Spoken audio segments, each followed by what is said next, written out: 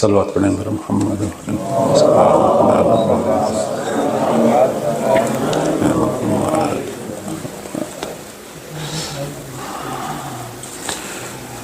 اعوذ باللہ من الشیطان الرجیم بسم اللہ الرحمن الرحیم الحمد للہ رب العالمین والصلاة والسلام علی محمد وآلہ الطاہرین اللہم صلی علی محمد وعلی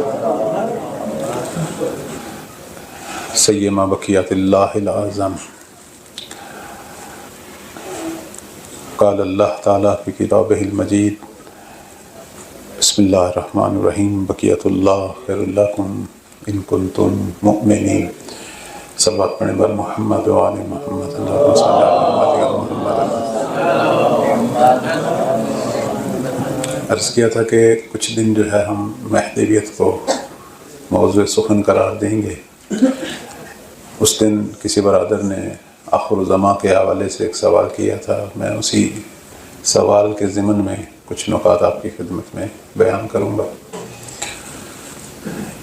اس میں تو شک نہیں ہے کہ ہم آخر الزماں میں ہیں، یعنی اس کے بعد صرف ایک ہی دور رہ گیا ہے اور وہ عصر ظہور ہے. عصر ظہور در واقع اصل انسانوں کا دور ہے کہ جس کے اندر لوگ انسانیت کو دیکھیں گے. ابھی تو دنیا پہ حیوانیت چھائی ہوئی ہے. ابھی جو ہے وہ دنیا کی خو جو ہے وہ درندگی والی ہے. ہر طاقتور جو ہے وہ کمزور پہ ظلم کر رہا ہے، دوسروں کے حقوق کو غصب کر رہا ہے.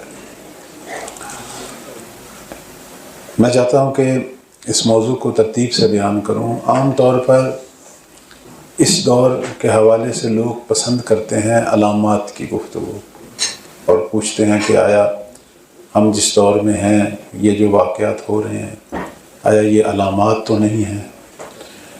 میں صرف یہی عرض کروں گا کہ ہم جا اسی طرف رہے ہیں، علامات کے دور کی طرف، لیکن ابھی تک کوئی علامت ظاہر نہیں ہوئی، لیکن ہو سکتا ہے ہم قریب ہوں.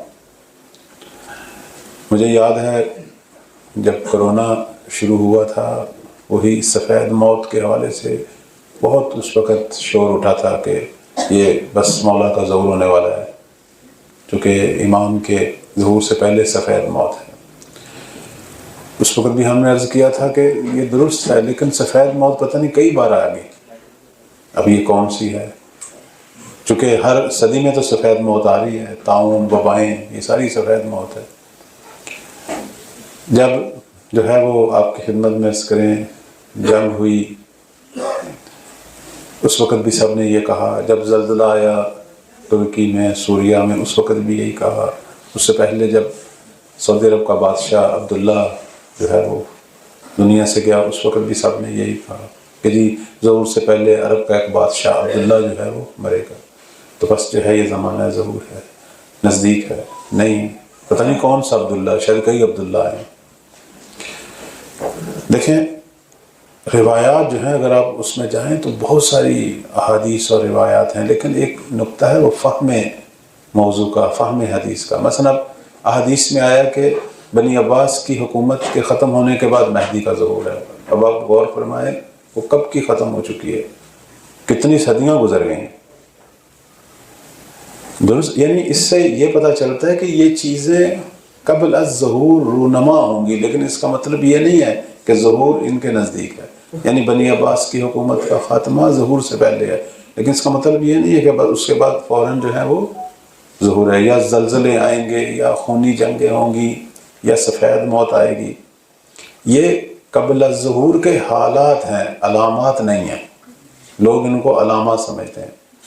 سفید موت کا آنا، سرخ موت کا آنا، اور یہ مختلف جو خونریز جنگیں ہیں جیسے سوریہ میں ہوئی، ابھی جو ہے یہ پورے خطے میں ہو رہی ہیں، یہ حالات ہیں قبل از ظہور. یعنی ایک ظلم و ستم کی فضا ایک قائم ہوگی، اس کو ہم دیکھ رہے ہیں، اور تقریباً ہر دور میں ایسا ہوتا ہے. بلکہ اس سے بڑھ کر بھی ہو چکا ہے، شاید ابھی اتنا کچھ نہ ہوا ہو. جب جنگ اول اور جنگ دوم تھی، کتنے ممالک آپس میں لڑے، لاکھوں کروڑوں لوگ مارے گئے. جب عالم اسلام پہ مغلوں نے حملہ کیا، شہروں کے شہر جلے، کھوپڑیوں کے مینار کھڑے کرتے تھے، وہ کتنا ظلم تھا۔ اصل مسئلہ جو ہے وہ علامات کا نہیں ہے، بہت سارے لوگ علامات کے منتظر ہیں۔ علامت کا جو فلسفہ ہے، علامات ظہور کا، وہ یہ ہے کہ وہ تشخیص کے لیے ہیں کہ یہ جس شخص نے دعویٰ مہدویت کیا ہے یہ حقیقی مہدی ہے یا نہیں، ورنہ علامات جو ہیں وہ ظہور کو لانے والی نہیں ہیں، وہ خود ظہور میں داخل ہیں۔ علامات سے مطلب یہ ہے کہ ظہور شروع ہونے والا ہے۔ بس کون سی چیز ظہور کو نزدیک کرے گی؟ وہ اسباب ظہور ہے، اس پہ ہماری توجہ کم ہے اور عموماً وہ بیان نہیں ہوتے۔ اسباب ظہور اہم ترین نقطہ ہے جو ظہور کو نزدیک کرے گا۔ جیسے ظہور نزدیک ہوگا علامات خود بخود آنی شروع ہو جائیں گی۔ چونکہ نا سب سے پہلی علامت سفیانی کا خروج ہے، سفیانی کے خروج کے 9 مہینے یا 6 مہینے کے بعد امام مہدی کا ظہور ہے، یہ ہر صورت میں ہوگا۔ یا مثلا آسمانی آواز کے 3 مہینے کے بعد ظہور ہے، یہ ہر صورت میں ہوگا۔ یہ ساری چیزیں تقسیم شدہ ہیں، ان کی ٹائمنگ تقسیم شدہ ہے۔ بس ہم مکمل جس چیز کے انتظار میں ہیں وہ ابھی نہیں شروع ہوا، وہ اپنے ٹائم پہ ہوگا۔ وہ کب؟ جب ہم تیار ہوں گے، جب اسباب ظہور مہیا ہوں گے۔ علامات کا ایک ہی فلسفہ ہے، حقیقی اور غیر حقیقی مہدی کو پہچاننے کا۔ مثلا جب مرزائی نے، قادیانی نے یہ دعویٰ مہدویت کیا تھا، اس وقت علماء اسلام نے یہ کہا تھا کہ کوئی علامت تو ہم نہیں دیکھ رہے جو علامات ذکر ہیں۔ یا جب محمد علی باب نے ایران میں دعویٰ مہدویت کیا تھا، اس وقت بھی سب نے یہی کہا تھا کہ ہم کوئی علامت نہیں دیکھ رہے۔ بس علامات جو ہیں وہ ان کا ایک ہی فلسفہ ہے کہ ہمیں یہ بتائیں گی کہ یہ شخص جس نے دعویٰ مہدویت کیا ہے یہ وہی سچے مہدی ہیں، چونکہ ہم نے تو امام کو نہیں دیکھا۔ وہ علامات سے پہچانے جائیں گے یہ۔ لیکن کون سی چیز ظہور کا سبب ہے؟ وہ علامات نہیں ہے، وہ علامات سے پہلے جو ہماری تیاری ہے۔ اب میں جو ظہور کے نزدیک ترین جو زمانہ ہے اس پر جو روایات ہیں، اس میں سے ایک روایت آپ کی خدمت میں بیان کرتا ہوں۔ یہ امام صادق علیہ السلام کا فرمان ہے۔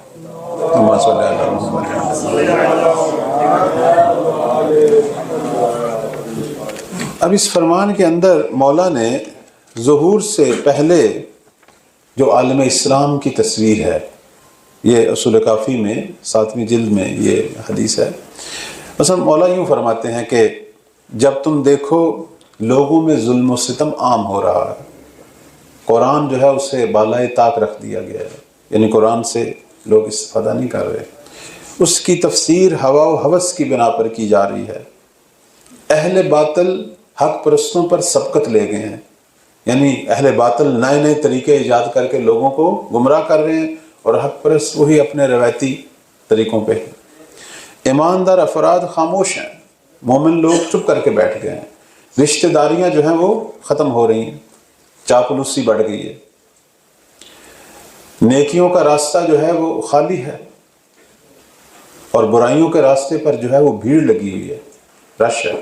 حلال کو حرام قرار دیا گیا اور حرام کو حلال شمار کیا جا رہا ہے۔ بہت سا مال و دولت خدا کے غیظ و غضب یعنی گناہ کے راستے پہ خرچ کیا جا رہا ہے۔ حکومتی اہلکاروں میں رشوت کا بازار گرم ہے، بیہودہ کھیل رائج ہو چکے ہیں، لوگ ان میں مگن ہیں، اپنا ٹائم ضائع کر رہے ہیں، کوئی ان کی روک تھام کی جرت نہیں کرتا۔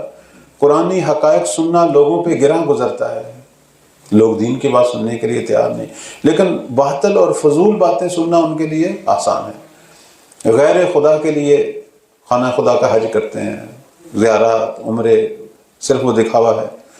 اور معصوم فرماتے ہیں کہ جب لوگ ظالم ہو جائیں ان کے اندر آپ احساس، عواطف نہ دیکھیں، اور اگر کوئی امر بالمعروف نہی عن منکر کرے تو لوگ اس کو پھر یہ نصیحت کریں کہ یہ تمہاری ذمہ داری نہیں ہے۔ جیسے ابھی بھی کچھ لوگ کہتے ہیں کہ یہ مولا آئیں گے خود ہی ٹھیک کر لیں گے، یہ میرا اور آپ کا کام نہیں ہے۔ اب اگر کوئی انسان اصلاحی کام کرنے لگے تو اسے اپنے ہی روکنا شروع کر دیتے ہیں۔ ہر سال ایک نیا فتنہ اور نئی بدعت پیدا ہو۔ معصوم فرماتے ہیں جب تم یہ حالات دیکھو تو خود کو محفوظ رکھو، کیونکہ اس خطرناک ماحول سے نجات کے لیے فقط اللہ کی پناہ طلب کرو۔ یہ زمانہ جو ہے وہ ظہور کے نزدیک کا زمانہ ہے۔ اب دیکھیں یہ بھی حالات ہیں، ہو سکتا ہے اس میں بہت ساری چیزیں ابھی بھی ہمارے ہاں ہیں اور ہم ان میں مبتلا ہیں۔ یہ سیاہ تصویر ہے عالم اسلام کی قبل ظہور. معمولاً ہمارے ممبر پہ یہ سیاہ تصویر کچھ حد تک پیش ہوتی ہے. مثلا لوگ کہتے ہیں جی زمین ظلم و ستم سے بھر جائے گی، حالانکہ یہ تعبیر درست نہیں ہے. ہاں اکثریت ظالموں کی ہے، اکثریت جو ہے وہ برائی ہے، ورنہ ہمارے پاس کوئی دلیل نہیں ہے کہ زمین ظلم و ستم سے بھر جائے گی. وہ جو مشہور حدیث ہے کہ یملا الارض قسطن و عدلا یا عدلن و قسطا کما مولعت ظلم و جورا، وہاں اس کا معنی معمولاً ہمارے علماء جو ہے وہ درست نہیں کرتے. مثلا اس کا معنی کیا کرتے ہیں کہ امام آئیں گے زمین کو عدل و انصاف سے بھریں گے، جس طرح کے یعنی جیسا کہ ظلم و جور سے بھری ہوئی ہو، نہ کہ بھر چکی ہوگی. کما حرف تشبیہ ہے، کما جو ہے وہ حرف تشبیہ ہے. اس کا مطلب یہ نہیں ہے کہ اس سے پہلے ظلم و جور سے بھری ہوئی تھی. کما حرف تشبیہ ہے یعنی زمین پر ایسے دور بھی گزرے ہیں کہ جب زمین ظلم و ستم سے بھری ہوئی ہوتی تھی، تو جب مولا کے زمانے میں عدل سے بھرے گی تو اس سے ہم تشبیہ دیں گے کہ جس طرح اس زمانے میں ظلم سے بھری ہوئی تھی آج عدل سے بھری ہوئی ہے. کما حرف تشبیہ ہے، نہ کہ اس کا مطلب ہے کہ دقیقاً مولا کے آنے سے پہلے زمین ظلم سے بھرے گی. کچھ لوگوں نے یہ غلط معنی کیا اور اس کا نتیجہ پھر آپ دیکھ رہے ہیں کچھ لوگ اس قسم کی خرافاتی فکروں میں پڑے کہ بس اس کا مطلب ہے مولا نے ویسے تو آنا نہیں، گناہ زیادہ کریں، ظلم زیادہ کریں تاکہ ظہور ہو. ایران میں آپ دیکھیں انجمن حجتیہ اسی طرح بڑی، اور ہمارے پاک و ہند میں بھی اس طرح کے لوگ ہیں اور اسی موضوع پہ کام کر رہے ہیں، جس میں ایک مثال جمن شاہی فرقہ بھی ہے اور بھی ہیں. تو اب کما جو ہے وہ حرف تشبیہ ہے، چونکہ زمین پر ایسے بہت سارے دور آئے ہیں کہ زمین ظلم سے بھری ہوئی تھی. جب مغلوں نے عالم اسلام پہ حملہ کیا، جب شہر کے شہر جل رہے تھے، جب لوگوں کے سروں کے مینار بن رہے تھے، اس وقت لگ رہا تھا زمین ظلم سے بھری ہوئی ہے. جب کئی ممالک جنگ اول جنگ دوم میں آپس میں ٹکرائے، کروڑوں لوگ مارے گئے، زخمی ہو گئے، لگ رہا تھا زمین ظلم سے بھری ہے. جی ہاں، کثرت ہوگی ظالموں کی، شر ہمیشہ ہر دور میں کثرت میں تھا، اس میں کوئی شک نہیں. امام کے ظہور سے پہلے بھی اکثریت انہی لوگوں کی ہوگی، اہل حق ہمیشہ اقلیت میں تھے. لیکن یہ کہنا کہ زمین ظلم سے بھرے گی یہ درست تعبیر نہیں، یعنی مولا کے ظہور سے دقیقاً ظہور سے پہلے زمین ظلم سے بھرے گی یہ درست تعبیر نہیں ہے، بلکہ برعکس ہے. اتفاق سے زمین کا ماحول بہتر ہوگا، چونکہ ایک بہت بڑی تعداد میں دنیا تیار ہو رہی ہوگی مولا کے ظہور کے لیے. ان کے ناصروں کی فوج کہاں سے آنی ہے؟ اللہ نے اوپر سے تو نازل نہیں کرنی، اہل زمین تیار ہوں گے، ایک بہت بڑی آبادی تیار ہوگی. میں ایک مثال دے رہا ہوں کہ یہ جو ہم کہتے ہیں 313 مولا کے ناصر ہیں، اب ان کے بارے میں اگر آپ روایات اکٹھی کرنی شروع کریں، یہ عام لوگ نہیں ہیں، یہ پیشوا لوگ ہیں، یہ رہبران ہیں جن کے پیچھے ملتیں ہیں، جنہوں نے کام کیا ہوگا، جنہوں نے سوسائٹیاں بنائی ہوں گی، منتظر سوسائٹیاں، مہدوی سوسائٹیاں، ماحول فراہم کیا ہوگا. ابھی بھی ہم دیکھیں ہم بہتر حالات میں ہیں. درست ہے اس وقت اس مملکت میں جنگ والی صورتحال ہے، لیکن آپ 50 سال سے اب تک کا مقایسہ کریں، اس وقت اہل حق بہت بہتر حالت میں ہے. 50 سال پہلے، 60 سال پہلے کسی کی جرت نہیں تھی دنیا کے شیطانوں کے مد مقابل سر اٹھانے کی. اب دیکھیں جگہ جگہ لوگ سر اٹھائے ہوئے ہیں اور جگہ جگہ محاذ کھل رہے ہیں، دنیا بہتری کی طرف جا رہی ہے. اسی چیز کا عروج جو ہے وہ امام تک لے کے جائے گا. جب امام آئیں گے دنیا کے کئی خطے روشن ہوں گے، کئی خطے جو ہیں وہ نور سے چمک رہے ہوں گے، جہاں مجاہدین، جہاں اہل خیر مولا کے ظہور کا زمینہ فراہم کریں گے. ہم جتنا آگے بڑھ رہے ہیں، درست ہے شر بھی کبھی ہو رہا ہے لیکن اہل خیر بھی کبھی ہو رہے ہیں. کبھی آپ نے تصور کیا کہ کوئی امریکہ سے لڑے اسے مارے؟ وہی ہمیشہ مارتا تھا. آج دنیا دیکھ رہی ہے اہل شر کو بھی مار پڑ رہی ہے. آج اس کے مد مقابل بھی لوگ کھڑے ہیں اور بے خوف ہیں.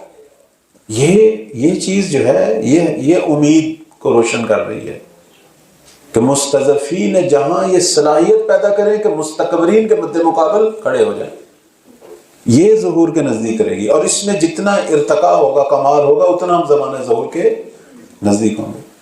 تو زمانہ ظہور سے پہلے کا دور اتفاق سے بہت بہترین دور ہے کہ اکثریت پر اقلیت نے غلبہ پیدا کرنا ہے. ہم معجزوں کے منتظر نہ رہیں، اپنی استعداد، اپنی لیاقت اور شائستگی سے اس نے غلبہ پیدا کرنا ہے اور دنیا کی اکثریت پہ غلبہ پیدا کرنا ہے ایک اقلیت نے. تو وہ اقلیت اتنی طاقتور ہو چکی ہوگی. اب میں اس کے حوالے سے کچھ چیزیں بیان کرتا ہوں. سب سے پہلی جو چیز ہے وہ میں آپ کی خدمت میں نبی اسلام صلی اللہ علیہ وآلہ وسلم کا فرمان،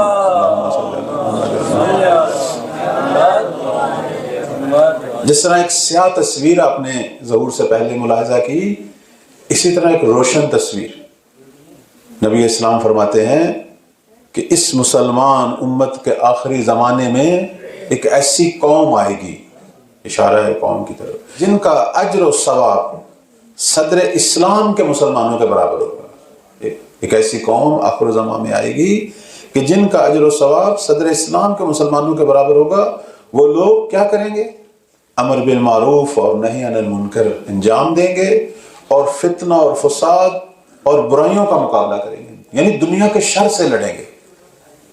یعنی اپنے اندر جو ماحول ہے اس میں امر بالمعروف کی فضا پیدا کریں گے، نہی عن المنکر کریں گے اور دنیا کے اندر جو شر ہے اس سے لڑیں گے. یہ قوم آئے گی اور اس قوم کا جو ہے وہ ثواب صدر اسلام کے مسلمانوں کے برابر ہے. حتیٰ ان کے بارے میں ہم بہت ساری روایات دیکھتے ہیں. یہاں تو ایک روایت کی طرف اشارہ ہے کہ ایک دفعہ جو ہے نبی اسلام صلی اللہ علیہ وآلہ وسلم پروردگار سے فرما رہے ہیں کہ پروردگارہ مجھے میرے بھائی دکھلا.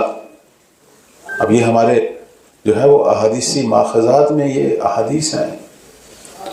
تو اصحاب نے فرمایا کہ ہم آپ کے بھائی نہیں ہیں. فرمایا انتم اصحابی، تم میرے صحابی ہو لیکن میرے بھائی نہیں ہو. تو کون ہیں آپ کے بھائی؟ فرمایا وہ لوگ ہیں جو آخر الزمان میں آئیں گے کہ جنہوں نے مجھے نہیں دیکھا بلکہ انہوں نے ہمارا ذکر جو ہے وہ سفید کاغذوں پر سیاہی کی شکل میں دیکھا ہے، یعنی کتابوں میں، لیکن وہ ایمان میں کس مقام پہ ہوں گے؟ نبی اسلام فرماتے ہیں کہ ایک ایسا دور جس میں فتنہ و فساد اتنا عروج پہ ہوگا کہ وہاں ایمان پہ ثابت قدم رہنا ایسے ہی ہے جیسے ہاتھوں پر دہکتا ہوا انگارہ رکھنا. لیکن وہ رکھیں گے، وہ ایمان پر ثابت قدم رہیں گے، وہ اسی طرح اپنے ایمان کو محفوظ رکھیں گے اور اس کے بعد فرمایا وہ منارہ ہدایت ہوں گے، وہ ہدایت کا نور پھیلائیں گے. اب آپ دیکھیں اسی سرزمین پہ جو چراغ جلا، اس نے کتنی جگہ پہ چراغ جلا دیا. یہ اس لیے کہا تھا کہ یہ انفجار نور ہے انقلاب اسلامی. فقط اس خطے کو نورانی نہیں کرے گا، بہت ساری جگہوں کو نورانی کرے گا. اور آج دنیا دیکھ رہی ہے کہاں کہاں نور پھیل رہا ہے اور پھیلے گا انشاءاللہ. تو عرض خدمت یہ ہے کہ ہم جو ظہور کے قریب ہوں گے وہ نیک اعمال کی بنا پر ہوں گے، برے اعمال کی بنا پر نہیں. کتنا غلط تصور، شیطانی تصور لوگوں کے ذہنوں میں ڈالا. اب آپ دیکھیں کتنا لوگ اب ایسی چیز کو کتنا جلدی پسند کرتے ہیں جو خواہشات کے مطابق ہو.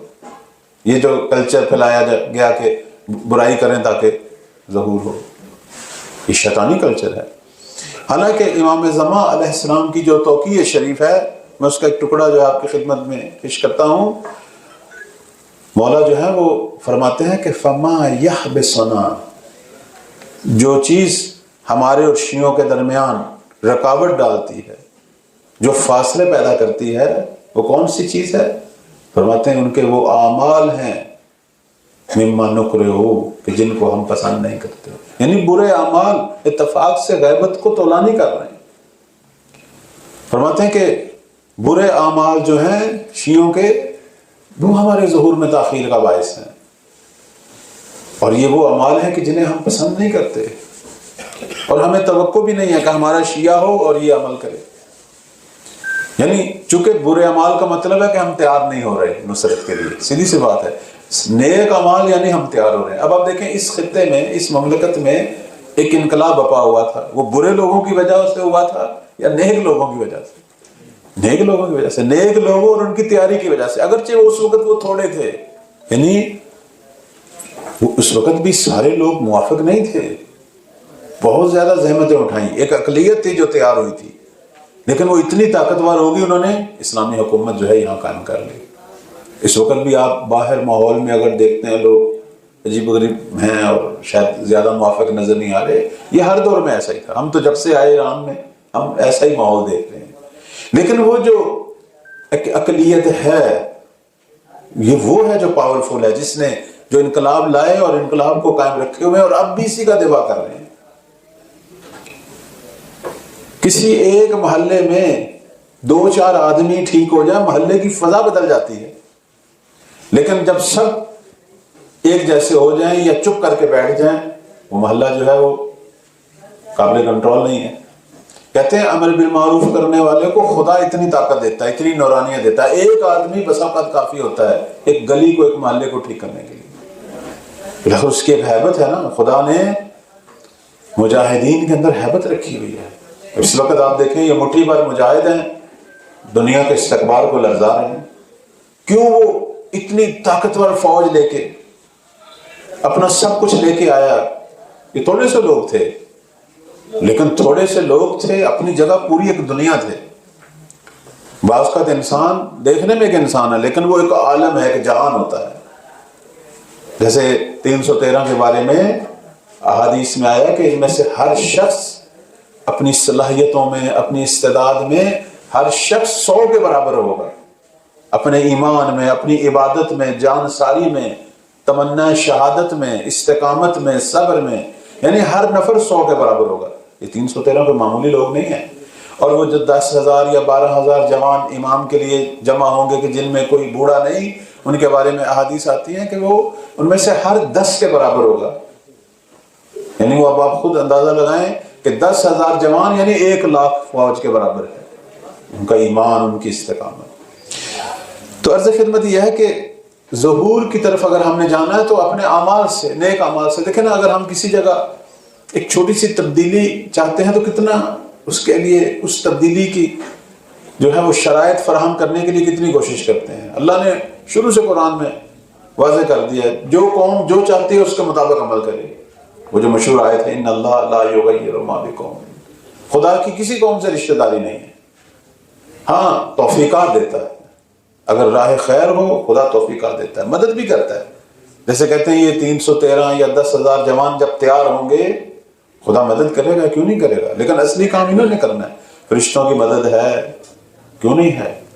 ان کی ہیبت ہے، کیوں نہیں ہے؟ ابھی بھی آپ دیکھیں، ابھی بھی دیکھیں اس انقلاب کی کتنی ہیبت ہے۔ پوری دنیا کا استقبال اکٹھا ہو رہا ہے، مزید ہو رہا ہے۔ تو یہ ہیبت ہے نا ان کی۔ اور اس وقت انشاءاللہ اللہ ہمیں اپنی زندگی میں دکھائے ہمارے مولا کا ظہور، اس وقت اس کی ہیبت کتنی ہوگی۔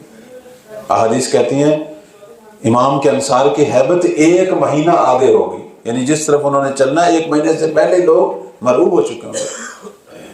انصار کی اتنی ہیبت ہے کہ کہتے ہیں کہ بہت ساری دنیا کی افواج جو ہیں وہ ان سے لڑنے کی ہمت نہیں رکھیں گی، تسلیم ہو جائیں گی کہ ہم آپ سے نہیں لڑ سکتے۔ یہ ساری مدد ہے پروردگار کی۔ تو میں عرض کر رہا کہ اسباب پر ہماری توجہ ہونی چاہیے۔ جیسے ایک واقعہ بھی ہے آپ کی خدمت میں عرض کروں کہ حسن ابن سہل خراسانی والا واقعہ۔ کہتے ہیں کہ ایک شخص جو خراسان سے تھا وہ آیا چھٹے مولا کی خدمت میں، اور اس نے جو ہے وہ آ کے کہا کہ آپ کے لیے 1,00,000 تلوار جو ہے خراسانیوں کی آمادہ ہے، آپ حکم کریں انقلاب کے لیے، ہم آپ کے ساتھ ہیں۔ امام سمجھتے تھے کہ یہ ساتھ نہیں ہے، یہ جذباتی دعوے، نعرے۔ تو امام نے اسے آزمایا، تنور روشن کروایا اور کہا کہ آپ آگ میں کود جائیں۔ تو وہ حیران ہوا کہ مجھے جیتے جی آپ مجھے آگ میں جلا رہے ہیں، میری آخر میں نے کیا۔ تو فرمایا بیٹھ جائیں۔ تھوڑی دیر بعد وہ ہارون مکی آتے ہیں جو مولا کے خاص اصحاب میں سے تھے۔ فرمایا کہ ہارون آپ تنور میں چلے جائیں۔ اس آدمی نے نہیں پوچھا کیا مسئلہ ہے، کیوں کہہ رہے ہیں، صرف ایک بات سوچی کہ میرے امام کا حکم یعنی خدا کا حکم، اور اپنے آپ کو تنور میں گرا دیا۔ تو اب جب امام اس سہل خراسانی سے گفتگو کر رہے تھے تو یہ پہلو بدل رہا تھا امام خراسان کے بارے میں گفتگو کر رہے تھے، وہاں کے حالات کے بارے میں، تو آخر یہ چیخ اٹھا کہ آپ پہلے اس کی تو فکر کریں جو تنور میں جل رہا ہے. فرمایا جا کے دیکھو. دیکھا تو وہ آگ میں بیٹھا تسبیح خدا کر رہا ہے. اب ظاہر کیسے ہو سکتا ہے؟ آخر آگ بھی حکم امام کے تابع ہے، وہ ولی خدا ہے، تکوینیات کا حاکم ہے. وہ انسان اور جن جو ہیں ان کو اختیار ہے سرکشی کا، باقی تکوینیات پابند ہے امام کے حکم کی. تو فرمایا اس جیسے کتنے ہیں، ان جیسے. تم جو مجھے 1,00,000 شیعہ سنا رہے ہو کہ جن کے پاس تلواریں ہیں اور وہ میری مدد کے لیے تیار ہیں، ان جیسے کتنے ہیں کہ جن کو جب میں کہوں تو پھر وہ جان کی بازی لگائیں. ان جیسے کتنے ہیں؟ کہا مولا ان جیسا تو ایک بھی نہیں ہے. فرمایا اسی لیے میں حکم انقلاب نہیں دے رہا، حکم قیام نہیں دے رہا. اگر اس جیسے مجھے 7 بھی مل جاتے تو میں بنی عباس کی حکومت قائم نہ ہونے دیتا. 7 یعنی کمانڈر جو آگے تربیت کریں افراد کی. یعنی یہ ایک حقیقت ہے. لوگ کہتے ہیں جی 313 سے کیا ہو رہا ہے. امام صادق علیہ السلام کو اس وقت 7 چاہیے تھے پوری بنی عباس کی حکومت گرانے کے لیے. 7 چاہیے تھے. اس وقت مہدی زہرا کو 313 چاہیے پوری دنیا کو سنبھالنے کے لیے. ظاہر اس وقت کی آبادی اور اب کی آبادی میں بڑا فرق ہے. پوری دنیا کو سنبھالنے کے لیے 7 حاکم کافی تھے، 7 کمانڈر کافی تھے. اب جو ہے وہ 313 چاہیے. 313 کے بارے میں آپ پڑھیں روایات میں، حکام اللہ فی الارض، اولیاء اللہ، حتیٰ یہ وہ لوگ ہیں کہ جن پر ہمارے ائمہ نے سلام بھیجے، حتیٰ یہ وہ لوگ ہیں کہ جن کو دیکھنے کا اشتیاق امیر المومنین کے وجود میں تھا. میں روایت پڑھ رہا تھا کہ ایک دفعہ امیر المومنین صلوات اللہ علیہ بیٹھے ہیں اصحاب میں، ایک دم آنکھوں سے آنسو آنا شروع ہو گئے. کہا یا علی کیا ہوا آپ کو؟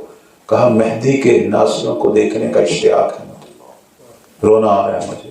کیسے لوگ ہیں کہ جو ہم آل محمد کی پوری زمین پہ حکومت قائم کریں گے، وہ کیسے لوگ ہیں. مجھے دل کرتا ہے میں انہیں دیکھوں، ان کی زیارت کروں. یعنی یہ کون ہے؟ کوئی آسمان سے تو نہیں آنے، ہمارے درمیان ہے، ہم میں سے ہیں. کام کرنے کی ضرورت ہے، بات اپنی اصلاح کی ضرورت ہے، اپنے آپ کو اس ہدف تک لے جانے کی ضرورت ہے. دیکھیں نا، کسی جگہ پر بھی کوئی انقلاب آئے تو 3 چیزوں کی ضرورت ہوتی ہے. اب آپ خود ملاحظہ فرمائیں، یہاں انقلاب آیا تو 3 چیزیں. ایک اہداف، پروگرام، کس ہدف کی خاطر لانا ہے اور آپ کے پروگرام کیا ہے. ایک رہبر توانا، شجاع، عالم، حکیم، صاحب صلاحیت، اور تیسرا اس کے ساتھ جان کی بازی لگانے والے ناصر. یہ 3 چیزیں. اب وہ آخر الزمان کا جو انقلاب ہے اس میں آپ دیکھیں کہ کون سی چیز نہیں ہے. اللہ نے رہبر جو ہے وہ ہمارے درمیان یوسف زہرا، حضرت بقیت اللہ العظم ہمارے درمیان بھیج چکا ہے. 1200 سال ہونے والے ہیں، رہبر موجود. اچھا، پروگرام اور اہداف بھی موجود. احادیث میں بتایا گیا کہ امام نے کس لیے انقلاب لانا ہے؟ دنیا کو عدل سے بھرنا ہے، لوگوں کو کمال تک پہنچانا ہے، لوگوں کی زندگی کو سعادت مند کرنا ہے. وہ کیسے کرنا ہے؟ سب کچھ موجود ہے. آخر یہ کوئی چھوٹی شخصیت تو نہیں ہے، یہ کائنات کی وہ عظیم شخصیت ہے کہ جسے اللہ نے انتخاب کیا ہے پوری زمین پر حاکم بننے کے لیے. اتنے نبی آئے، اتنے اوصیاء آئے، فقط مہدی کا انتخاب ہوا ہے. چھوٹی شخصیت نہیں ہے. اس لیے کہتے ہیں امام اعظم علیہ السلام کے بارے میں کہتے ہیں گزشتہ تمام انبیاء کے رنگ اگر کسی نے دیکھنے ہیں تو وہ مہدی زہرا کو دیکھے. اگر موسیٰ کا کمال دیکھنا ہے مہدی کو دیکھو، عیسیٰ کا زہد دیکھنا ہے مہدی کو دیکھو، ایوب کا صبر دیکھنا ہے مہدی کو دیکھو، یوسف کا حسن دیکھنا ہے مہدی کو دیکھو.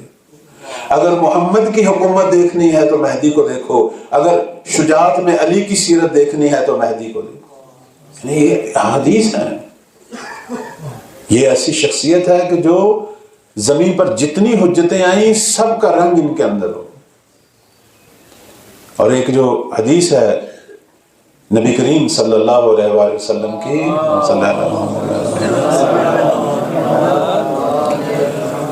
فرماتے ہیں کہ آگاہ رہو، مہدی جو ہے وہ تمام علوم کے وارث ہیں. یعنی اللہ نے جتنے علوم زمین پر بھیجنے ہیں، جتنے علوم نوع بشریت کو دینے ہیں، سب کے وارث مہدی، کسی ہستی کو اتنے علم نہیں ملے۔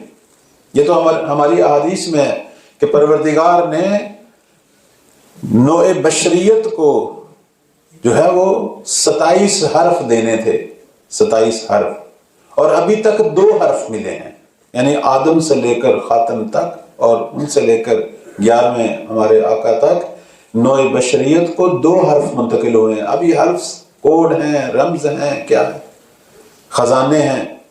27 حرف خدا دینا چاہتا ہے لیکن ابھی تک 2 حرف، اور وہ بھی مکمل نہیں ملے۔ لیکن جب امام قائم کا ظہور ہوگا، یہ معصوم فرماتے ہیں کہ جب قائم کا ظہور ہوگا اللہ ان 2 حرفوں کو بھی مکمل کرے گا اور باقی 25 حرف کا علم بھی انہی کے ذریعے نوع بشریت کو ملے۔ اب آپ خود تصور کریں کہ ہمیں تو ان 2 حرفوں کی سمجھ نہیں آ رہی، یہ 2 حرف کی جو ٹیکنالوجی ہے کہ 10 سال کے بعد کیا ہونے والا ہے، اور ایک ایسی قوم آ رہی ہے کہ جس کے پاس 27 حرف کا علم۔ امام کے انصار کیوں 8 مہینے میں پوری دنیا پہ قابض ہو جائیں گے؟ اس وقت آپ دیکھیں دنیا کی سب سے بڑی سپر پاور، اس کا حال دیکھیں، وہ کسی ملک پر قبضہ نہیں کر سکتے۔ کس طرح ذلت سے ویتنام سے نکلے، افغانستان سے نکلنا پڑا، عراق سے، اب ایران سے بھی انشاءاللہ ذلیل ہو کے جائیں گے۔ تو اب آپ دیکھیں کہ ایک بہت بڑی سپر پاور ہے، وہ کسی خطے پہ قبضہ کرنے کی صلاحیت نہیں رکھتی۔ کجا وہ قوم جو ان جیسی سپر پاورز پر بھی قبضہ کرے گی، پوری زمین کو اپنے اختیار میں لے گی۔ تو وہ علم خدا ہے نا ان کے پاس، ان کے پاس 2 حرف کی ٹیکنالوجی ہے، اور مد مقابل وہ الہی سپا ہوگی جس کے پاس 27 حرف کی ٹیکنالوجی ہے۔ فتح پائیں گے، 8 مہینے میں پوری زمین پہ قابض ہوں گے۔ لیکن اس مرحلے تک پہنچنے کے لیے ہمیں کچھ تیاری کرنی پڑے گی، وہ تو ہے اللہ کے حفاظات جو بعد میں ہوں گے، لیکن ہم نے کیا کرنا ہے؟ اب آپ دیکھیں جو 3 چیزیں ایک انقلاب کے لیے شرط ہیں، رہبر ہو، پروگرام ہو، اہداف ہوں، اور تیسری چیز انصار ہوں۔ اب آپ خود بتائیے کہ کون سی چیز کی کمی؟ انصار کی کمی ہے۔ امام موجود، ہدف موجود، تعلیمات موجود، سب کچھ، کمی ہے تو یاران اور مددگار۔ ایک سلوات پڑھ کے تھوڑا سا آگے آئیں، پیچھے آنے والوں کو زحمت نہ ہو، سلوات پڑھیں بر محمد۔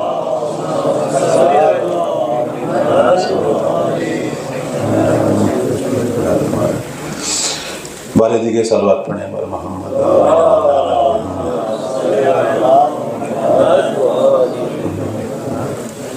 تو اس عظیم عالمی انقلاب کے لیے فقط اور فقط کمی جو ہے وہ انصار کی ہے۔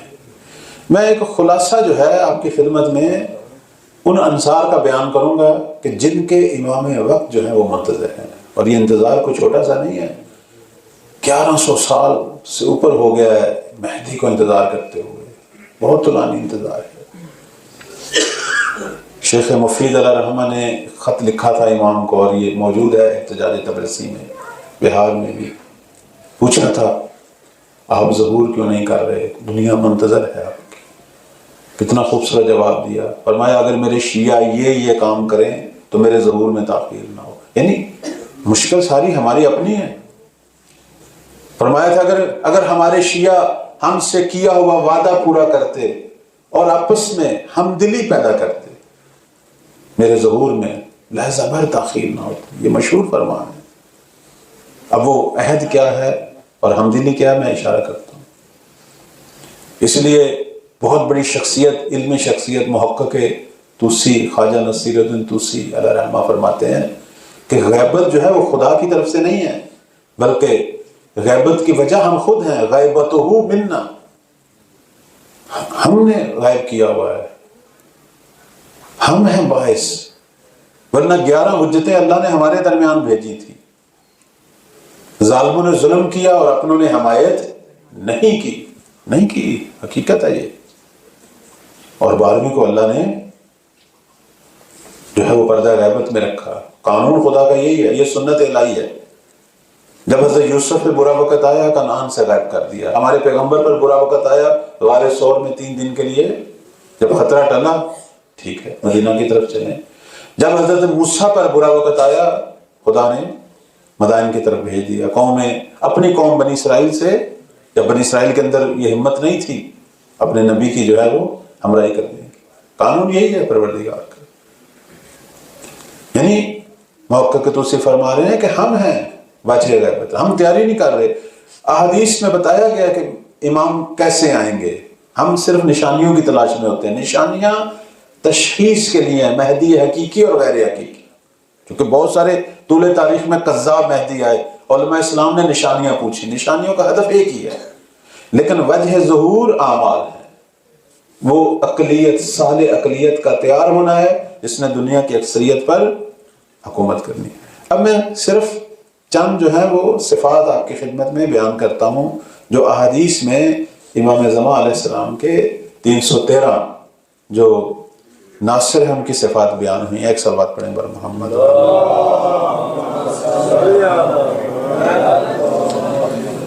صرف مختصر، چونکہ ٹائم میں محدودیت ہے، انشاءاللہ اس موضوع کو کل بڑھائیں گے، آج اختصار سے۔ مثلا پہلی جو صفت ہے ان کی وہ یہ ہے کہ یہ اہل معرفت اور اہل طاعت ہیں۔ امام زمان کے جو ناصر ہیں اہل معرفت ہیں۔ اہل معرفت کا مطلب کیا ہے؟ یعنی اہل مطالعہ ہیں، ان کے اندر علم ہے، ہر چیز کو اس حد تک انہوں نے علمی حوالے سے حاصل کیا ہے کہ مرحلہ یقین تک پہنچے ہوئے ہیں۔ معرفت اور علم میں فرق یہی ہے، علم جو ہے وہ پہلا زینہ ہے، معرفت اس کے بعد والا زینہ ہے۔ ایک چیز جو فقط ذہن میں نہیں آئے، دل میں بھی بیٹھ جائے، اور اللہ کو جو ہے وہ معرفت چاہیے، کیونکہ اہل معرفت جو ہے وہ بدعمل نہیں ہوتے، عالم بھی عمل ہو سکتا ہے۔ اس لیے آپ ملاحظہ فرمائیں، جب انصار کی معرفت کا ذکر آیا تو امیر المومنین کا فرمان ہے، فرماتے ہیں یہ ایسے لوگ ہیں کہ جو پروردگار کی معرفت اس طرح رکھتے ہیں جس طرح معرفت رکھنے کا حق ہے۔ یعرفون اللہ حق کا معرفت ہی، یوحدون اللہ حق کا توحید ہے، یعنی اتنا انہوں نے توحید پہ کام کیا، اہل توحید۔ اسی طرح آپ کی خدمت میں عرض کریں ان کے بارے میں ہے کہ یہ وہ لوگ ہیں کہ جو شب و روز اپنے امام کی اطاعت میں کوشاں ہیں، یعنی ان کا لہجہ لہجہ اپنے امام کی اطاعت میں، کوئی بھی کام کرتے ہیں اسے اپنے امام کی طرف نسبت دیتے ہیں۔ اپنے بچوں کی تربیت بھی بعنوان کہ سرباز امام بنے، اپنی اصلاح، کوئی بھی کام، کسی کی مدد، یعنی یہ امت امام میں سے لوگوں کو رائے حق پہ لگانا اپنا فریضہ سمجھتے ہیں۔ کہتے ہیں نشانیاں ہیں امام زمان کے سپاہیوں کی کہ یأمرون بالمعروف و ینہون عن المنکر، ہمیشہ ایسے ہیں، نہ گناہ پہ راضی ہیں نہ گناہ کرنے دیتے، کوشش کرتے ہیں جہاں تک ہو لوگوں کو گناہ سے دور کریں، اصلاح کریں۔ اس کو امام کی اطاعت سمجھ کے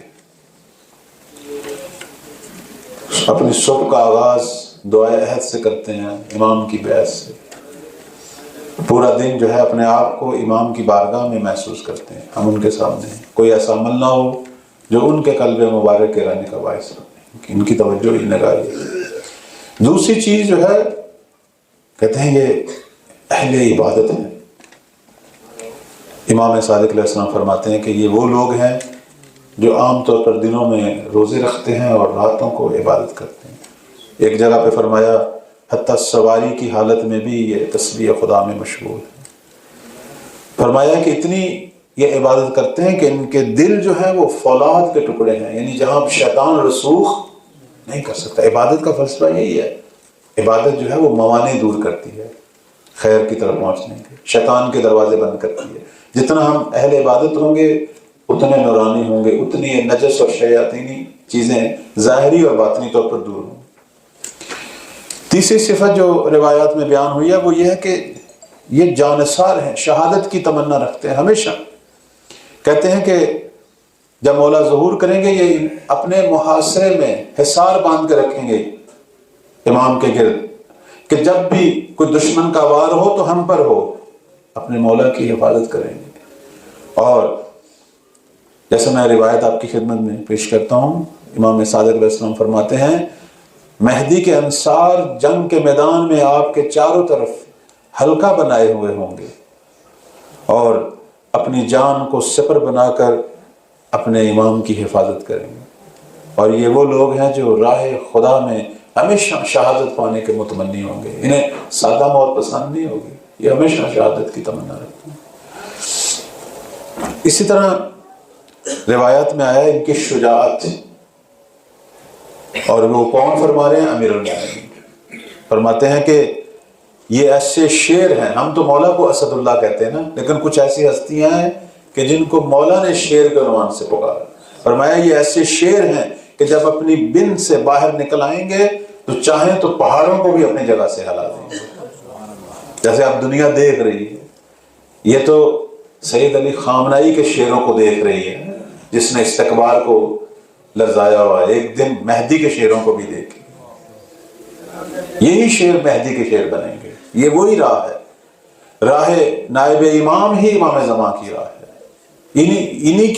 انہی کا ارتقاء یہی ہے کہ جو آج ایک فقیہ جو کہ نائب امام ہیں ان کی اطاعت میں متمنی شہادت ہیں اور دنیا کے استقبال سے لڑ رہے ہیں، یہی ان کو مہدی کے ناشروں میں 313 میں یا 10,000 کے لشکر میں کہتے ہیں نا پلے پلے زینہ پہ زینہ آگے بڑھنا ہے، یہی سفر ہے۔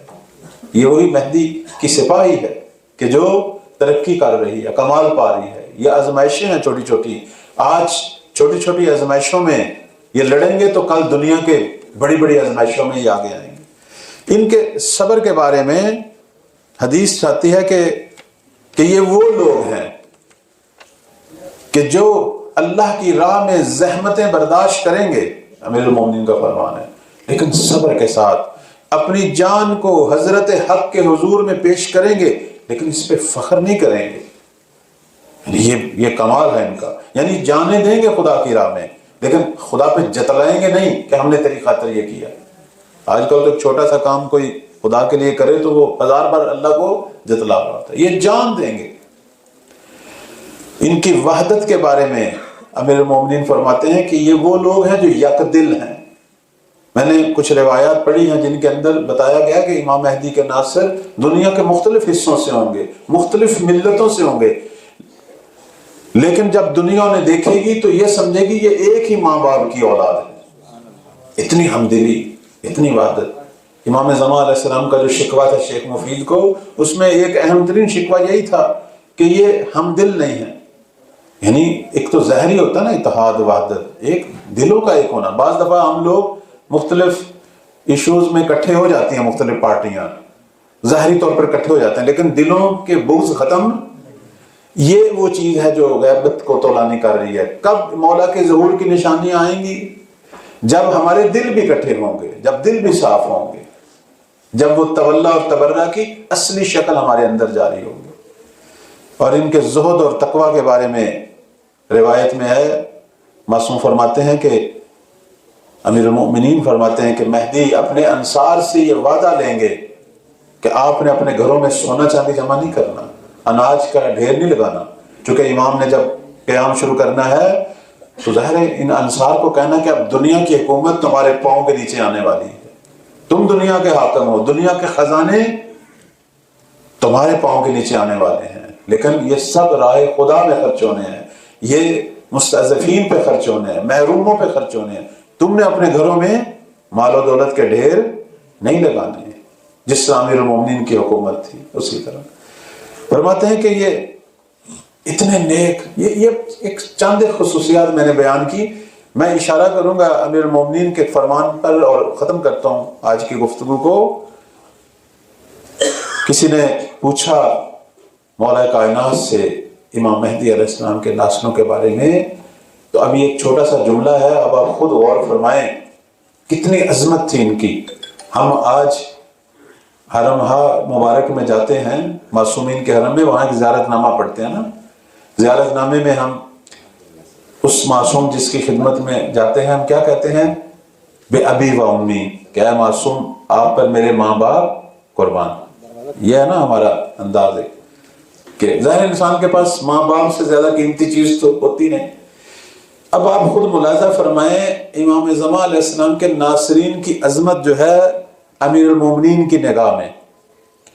کہتے ہیں کہ جب ایک دفعہ ان کے سامنے ان کے بارے میں گفتگو ہوئی تو مولا کائنات نے فرمایا فَبِأَبِي وَأُمِّي مِنْ عِدَّةٍ قَلِيلَةٍ أَسْمَاؤُهُمْ فِي الْأَرْضِ مَجْهُولَةٍ۔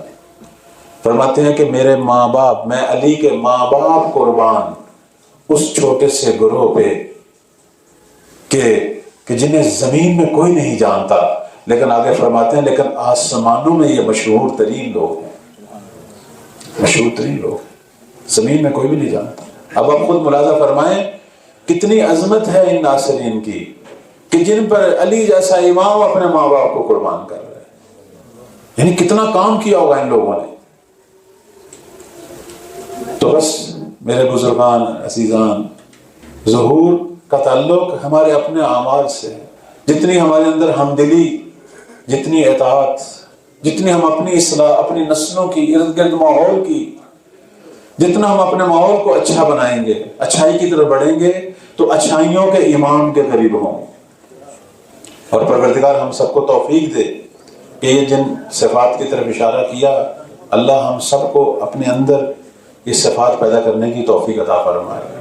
خدا کرے ہم وہ ملت بنیں جو مولا کے نگاہوں میں قرار پائیں، ان کی دعاؤں میں قرار پائیں، ان کے ناصروں میں قرار پائیں۔ حد اقل اگر وہ نہ بن سکیں تو اس طرح کی ملت کے خدمت گزار بنیں انشاءاللہ۔ پروردگار ہمارے آقا اور مولا کے ظہور میں تعجیل فرمائے۔ خدایا اس ملت کو جو دنیا کے استقبال کے سامنے کھڑی ہے، امام زمان کی راہ میں، نائب امام کے حکم پہ، خدایا اس ملت کو سرفراز فرما۔ دشمنان اسلام بالخصوص اس وقت جس طرح اس ملت مظلوم کو جس طرح گھیرا ہوا ہے انہوں نے، خدایا اس کو کامیابی عطا فرما اور ان دشمنوں کو نیست و نابود فرما۔ پروردگارہ ہمارے آقا اور مولا کے ظہور میں تعجیل فرما۔ رہبر شہید خدایا ان کی روح پرفتوح کے درجات بلند فرما۔ خدایا جتنے بھی لوگ شہید ہو رہے ہیں اور سالار شہداء خود رہبر معظم، ان سب کو شہداء کربلا کے ساتھ محشور فرما۔ پروردگارہ بحق محمد و آل محمد اس وقت مجاہدین کے اندر مزید سے مزید استقامت فرما۔ خدایا ان کو صبر و استقامت سے اپنے دشمنوں سے لڑنے کی توفیق عطا فرما۔ منافقین کی سازشیں ناکام فرما۔ خدایا دشمنوں کی ناک کو ذلت سے رگڑ دے۔ پروردگارہ اس منحوس رجیم اسرائیل کا وجود صفحہ ہستی سے مٹا دے۔ پروردگارہ بحق محمد و آل محمد ہماری آخری اور پہلی دعا، مجاہدین کو فقط و فقط فتح نصیب فرما۔ پروردگارہ پوری دنیا میں جہاں بھی مجاہدین، یمن ہے، لبنان ہے، عراق ہے، ایران ہے، جہاں جہاں، خدا ان سب کی ہر شر سے حفاظت فرما۔ پروردگارہ اس پروگرام کو اپنی بارگاہ میں قبول فرما۔ ہمارے لیے جو الفاظ ہیں، جو کچھ کہا اور سنا گیا، یہ رہبر شہید کی اور ان شہداء کی روح کو ہم ہدیہ کرتے ہیں، قبول فرما۔ پروردگارہ اس پروگرام کے بانی اور عزیزان جو زحمت کر رہے ہیں، خدا ان سب کی توفیقات خیر میں اضافہ فرما۔ ایک سورہ فاتحہ کی درخواست ہے رہبر معظم، رہبر شہید اور تمام شہداء، اس طرح حاضرین اور بانیان پروگرام کے جو ہے وہ مرحومین کے لیے۔